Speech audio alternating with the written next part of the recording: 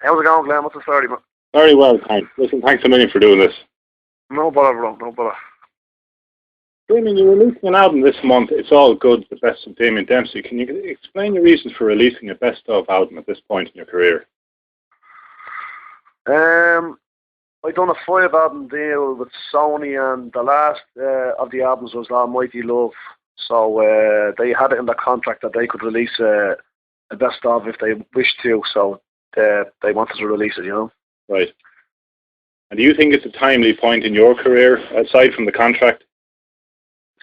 It gives me another year breathing space before I can have the next album ready. So, you know, I'm happy enough for the chair. Because I think some people, I know some artists I've got into, I haven't bought their albums. I've just seen the best of and just went for that, you know, and got into them through the best of, you know, and then got back into the old albums. So I'm hoping we get some new fans, and I'm scribbling away at the moment on the new one. So it's just giving me that a year's breathing space, you know. Yeah. Your best of double CD album contains 2 previously unreleased tracks. Can you tell the listeners a little bit about these 2 new songs? Oh, sure. Yeah, Happy Days, and it's St. Patrick's Parade Brigade. It's Happy Days is just it's just about you know, if you get a happy, you know, some days are just where everything goes right and you're just in great form, you know. On them days, you should grab them with both hands, I think, you know, and just really get into the moment and make the most of the day, you know. So I have to say, I listened this morning. Happy Days is very, there's some beautiful guitar, some kind of choppy reggae. That's right. It's kind of African guitar. That'd be Robert Plant's guitarist, a fella called Justin Adams. Stunning. Music is clearly very cathartic and healing for you. Is there anything else you do that really helps your head? Yeah, Glenn, I suppose I do some yoga, you know. I learned a few yoga moves. Right. Off this lady, and have about 5 yoga moves, so I'll do them. Takes about 15 minutes. I'll do each one 5 times. In the morning, you know, when you wake up, and that's very cathartic. That's lovely, you know. And then you lie there and do this 3-tiered breathing, where you breathe into the bottom of your guts and then up to the diaphragm and then into the chest, you know. Right. And you do that for a few minutes, and try and clear the mind, and you feel really wonderful afterwards, you know, for the day, you know. So there's stuff like that, or you can go out for the jog on the beach and then get in for the swim, you know, and things like that, you know. Good for the head, or else sitting down with a guitar and singing, or even sitting down with a list of your favourite songs and singing for an hour is very good for your mood as well, you know. How long have you been doing yoga? About 10 years. Fair play to you. How difficult is it to sing and feel the emotion of a song you may have written 20 years ago and performed 1,000 times? It's not difficult at all. You just put yourself. You just listen to the lyrics, you know. Yeah. And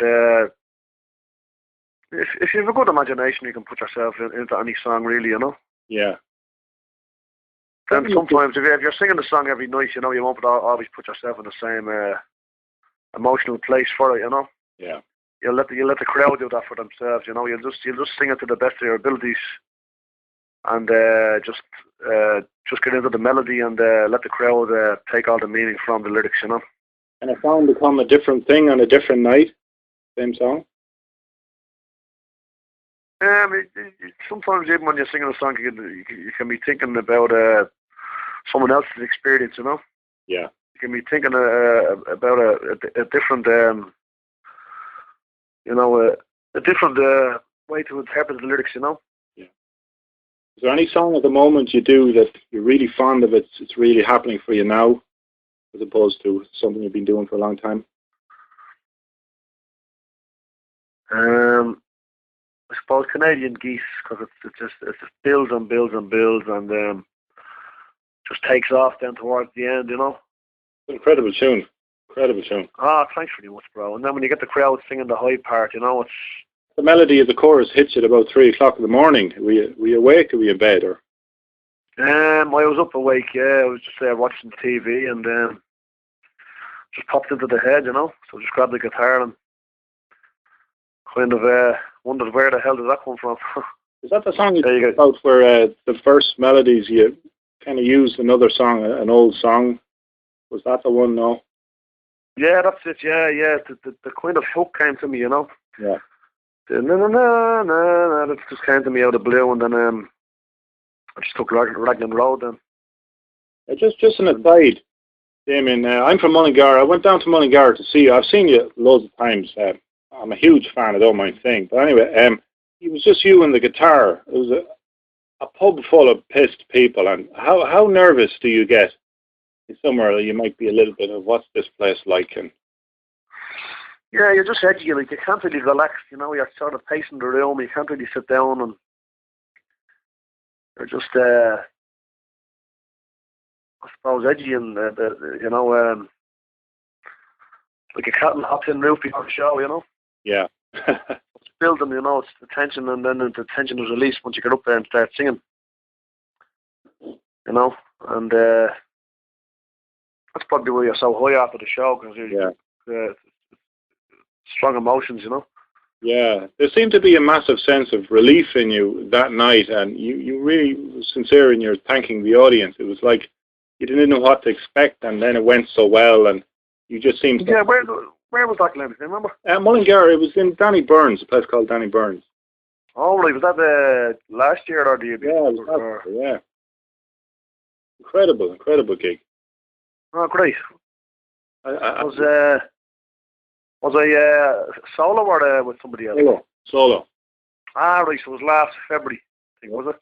Yeah, it'd be about a year ago, yeah. Ah, yeah, sure, yeah. Yeah, I wasn't really sure what to expect that night, you know. It was a standing gig in a pub, you know, can be tough.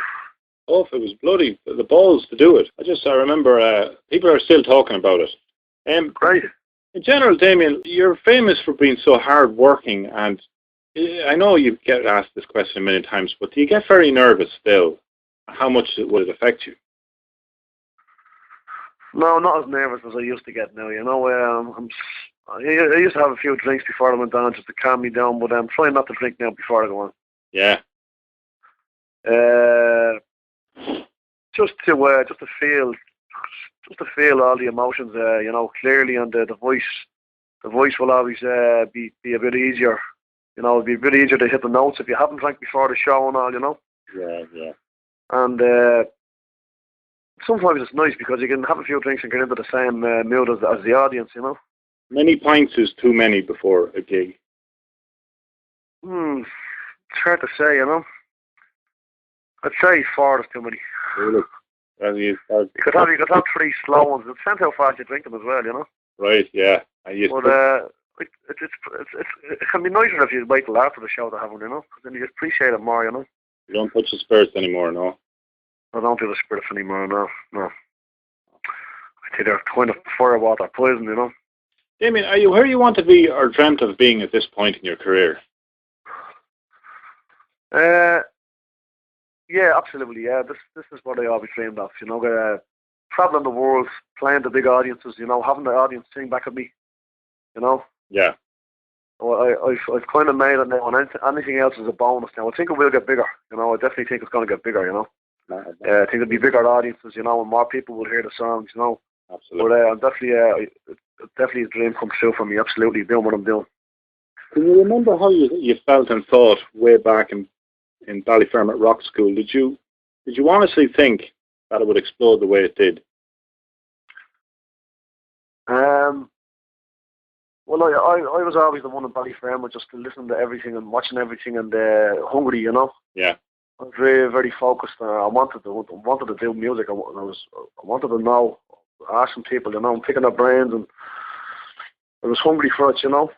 More so than most people, nearly everybody else in the class, you know. I was kind of the hungriest for it. Yeah. And I was writing songs all the time, writing songs every week. I come in with a new song every week to play in front of the class. Wow. So yeah, I was focused and hungry for it, you know. So that's all I wanted to do was music, and that's it, you know. I was hard working, you know. I still am hard working. Absolutely. What age were you when you first picked up a guitar? 12. Serious? 12 when I started playing, yeah, and I was putting a lot of hours in, you know. just learning solos, you know. I just loved it. I really loved the guitar. Yeah. I just disappeared into the guitar, you know. Did you make a conscious decision to play your alternative tunings mainly? Did you start off playing standard tuning, or did someone just show you? Yeah, it was all standard tuning, but I realised after I used to play like the Jimi Hendrix, and I realised that he tuned the guitar down semitone. Yeah.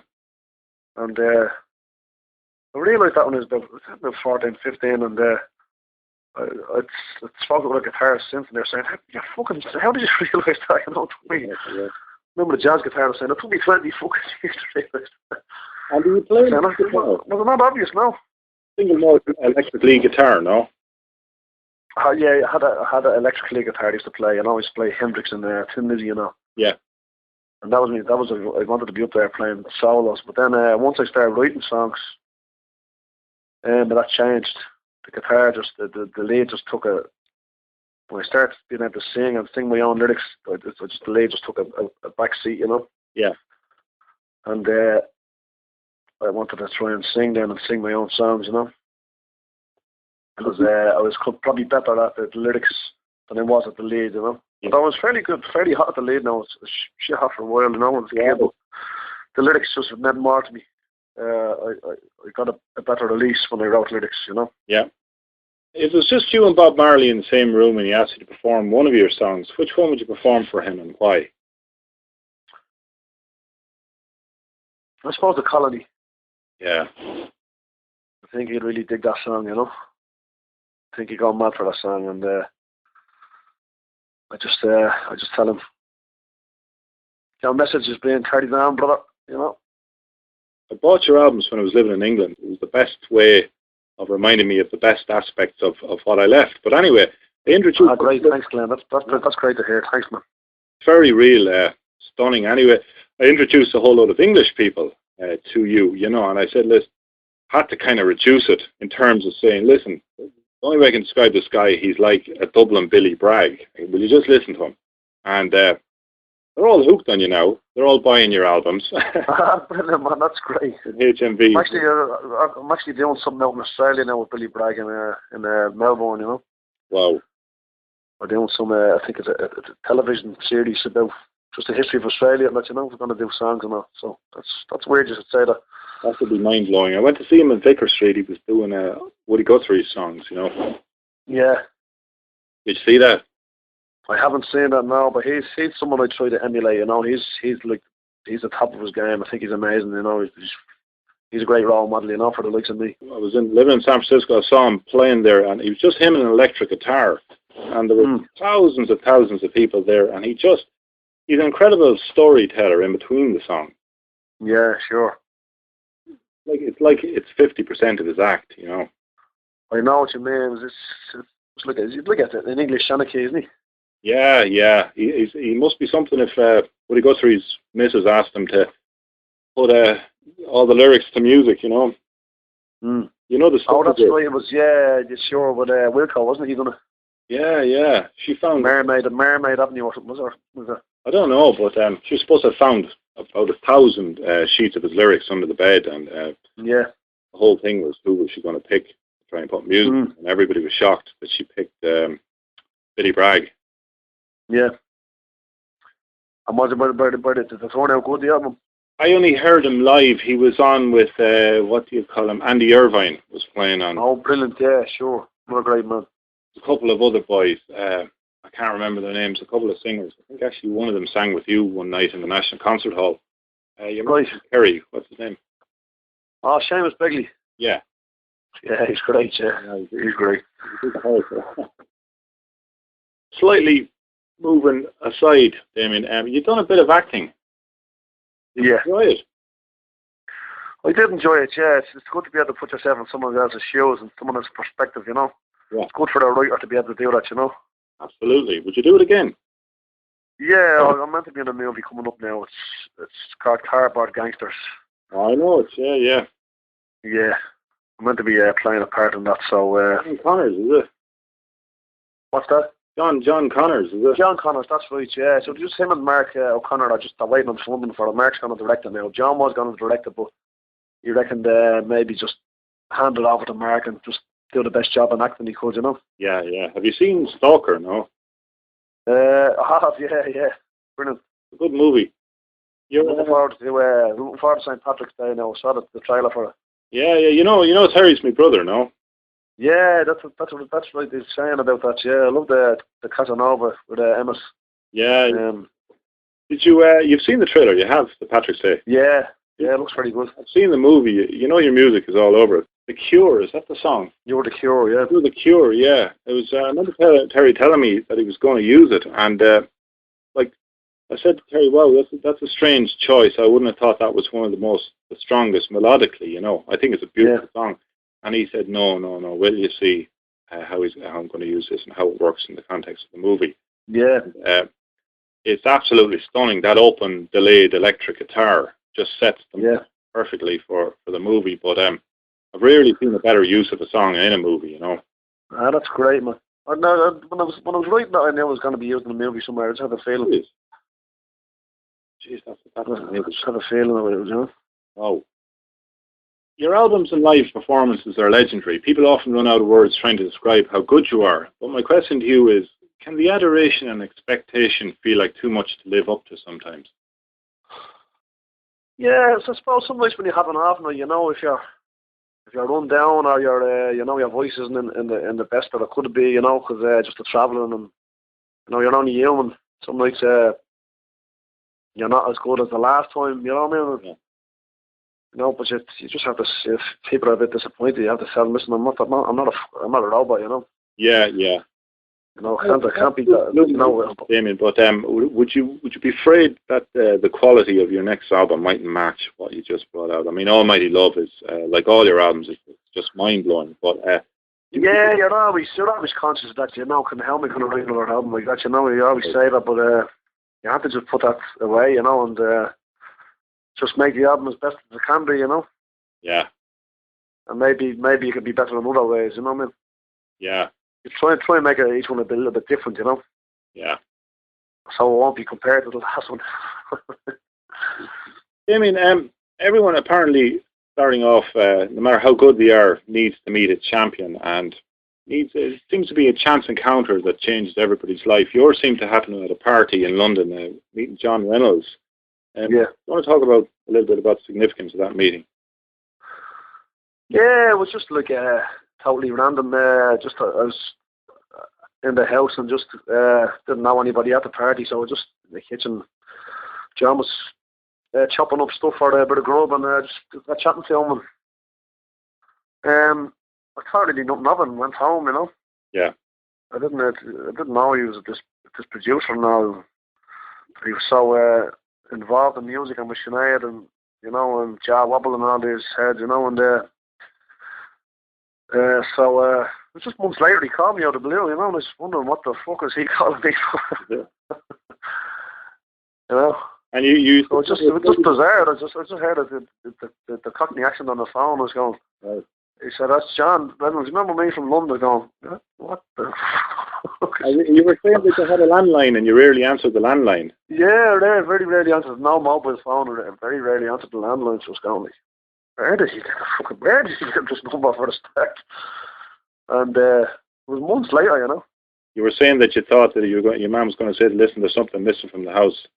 I really was wondering what the hell where he got the number and how come he was ringing me months later, you know. He said, he said, "Come over and do some recording," and I said, "Right, sure, fuck it, yeah. So why not, you know? So why not?" And then when I got over there, then I realised, because I kind of realised that he was, the great producer and all, and a great player and great writer, and so it was just, that was my break, you know. Just by chance I happened to meet him in London. So that really changed, you know. I don't know, I'd definitely still be playing music now, and I'm sure I would have met somebody else, but it's just, I'm glad it was him. And yeah. So you put down some acoustic guitar and vocals. A few weeks later, you got a CD, and there were strings and all sorts of Brian Eno and Sinead O'Connor and all sorts of people playing on it. Yeah, when I turned it on and put it on the CD player and just just heard the song and there's beautiful cellos coming in and all, you know, and then Sinead's voice and all. Just the things in your life had changed at that point. Yeah. It's just how beautifully with simple things he made the songs and all, you know. Yeah. I just probably all the struggle and all the, you know, the lean years and all. I just thought, oh Jesus, this is great. Thanks be to God, I've finally met someone who knows what to do with me music and all, and believes in me, you know. You know, the first point that I noticed, wow, he's gone about 50% up, was Ghosts of Overdoses, when I heard the strings coming in. I think it was the second or third verse. Yeah, it was just, this was kind of, that would have been one of the songs that I put on and just heard them strings and that, when it was just like, broke down, you know. My father's absolutely nuts about you. He discovered, right. He was watching television and he was looking at the Dingle Other Voices thing, and you were doing Ghosts of Overdoses. I used to go home at a very odd time and say, come here, sit down there, listen to this fella. And I was smiling, and he said, why are you laughing? I says, I was fucking telling you about this guy months ago. And of course he wasn't listening, because oh yeah. I was telling him. And he said, look at this guy, look at him, he's the fucking real thing. I was reared on Dylan and Neil Young and Van Morrison and all the greats, you know, and my father, he was obsessive, and he still is. Like, he's seen Dylan 17 or 18 times. He's travelled to different countries and everything. And you for him are the modern, you are the second coming, you know, for him. And he's 60, 64, you know. That's great. That's great to hear, Glenn. Brilliant. You're undoubtedly hear this all the time and think of it, but yeah, he's gone to see you loads of times, and so for you to be affecting a generation like that, a guy that was, you know, he came out of the '60s, and like, to him, you're what you do is the greatest thing since Dylan, you know. Oh, that's great to hear, man. That's great to hear. How does that make you feel, hearing stuff like that? It's brilliant. It gives me courage, you know. It gives me courage to keep doing what I'm doing, and to fend off any negativity that I would get, you know, from people. And right. Do you get much negativity from people? You would, yeah. Just people don't understand, and, you know, they just don't get it, you know. A lot of people, you know, they just, what the fuck is he, you know, this shit, you know. Do many people say it to your face? No, they fucking don't know. No, it's a subtle thing, is it? Yeah, it's on the internet now, they say, you know, and in papers and all this, you know, so, no, they wouldn't say it to your face, you know. But, but some people are just they're kind of bullies as well, you know. They try to bully. There's a lot of bullies on the internet, you know. I'm writing a song about that at the moment. Yeah, wow. People who bully text messages on the internet, you know. Jeez, I can't wait to hear that song. My poor old brother got an awful savaging with Charlie Casanova, you know. It was half of the people thought he was the Messiah, and the other half thought he was the devil, and there was some fucking vicious stuff written about him, you know. I know, yeah, it's very bad. It's an awful lot of windy fucking shitebag bullies out there who are loving this internet, you know. They love it. Yeah, keyboard warriors, as Terry calls them. Yeah, sure, exactly. You know, there's loads of them, and it's all right for us, you know, because we're older, but fucking kids, like, Jesus Christ, you know. Yeah. It's so much a part of our life, the internet, and they're being destroyed on it by people, you know, by fucking trolls, you know. So I'm trying to write a song for the kids about that, just to tell them, impart a bit of wisdom on them, you know, if they're getting bullied by any of these fucking arseholes. Yeah, in a perverted kind of way, it's kind of an indicator that you're doing something right. Yeah. Have you written much of the song? Have you got a few verses or chorus written, or? But about 5 different songs written about it, so I'll just hope, that's how I write, you know, I'll hope one of them is good enough. Yeah, do you ever run them by someone before you decide to record, aside from the likes of John Reynolds? Yeah, Big Sean music, go over to him and sing them, you know, and I'll stick down a few of them and he'll go, wow, that one there, Jesus Christ, that just hit me, that lyrics just hit me, you know. Right. So he's just looking for the lyrics that's going to hit him, you know. It's going to hit people, you know, that's going to make them feel, you know. Yeah. Is it a bit of a silly question, but is he big into melody? Does he say, listen to the lyrics? Did he ever say the lyrics are great, but that melody's not quite working? Yeah, he's big into melody too, yeah. the melodies come easy to me, you know. They fly out of me. It's the lyrics that I need to work on them. Yeah. Get strong, you know. I think it's the lyrics that that's why the people go for me. I think, you know, really. But you need a good melody. Yeah, you need a strong melody. But it's the lyrics that make people feel something, you know. Yeah. I hit them. I think that's my strength, you know. So I just have to keep working on my strength. And is there anybody currently, Damien, who you would look to and say, "Wow, I'd like to have written that song"?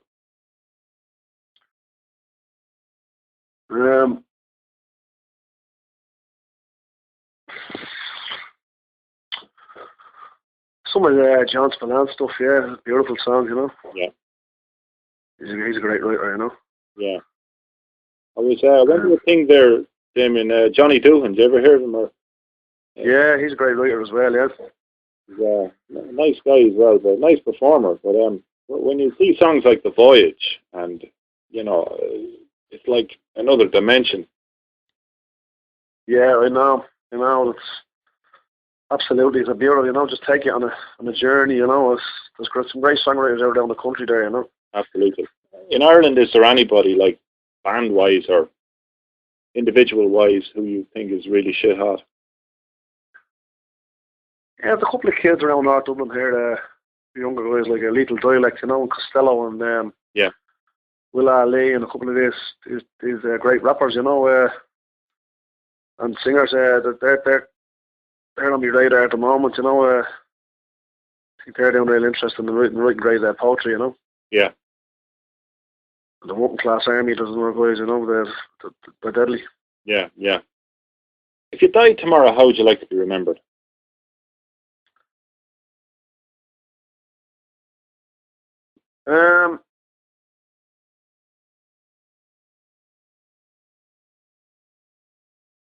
Remembered?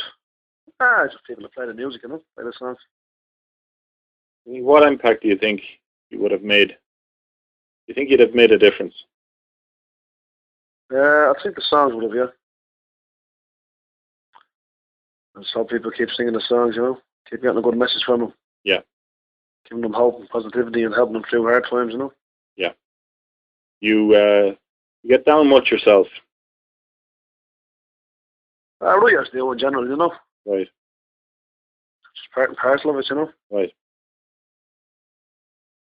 There's very few happy-go-lucky writers, good writers, I think, you know. Fair point, yeah, yeah.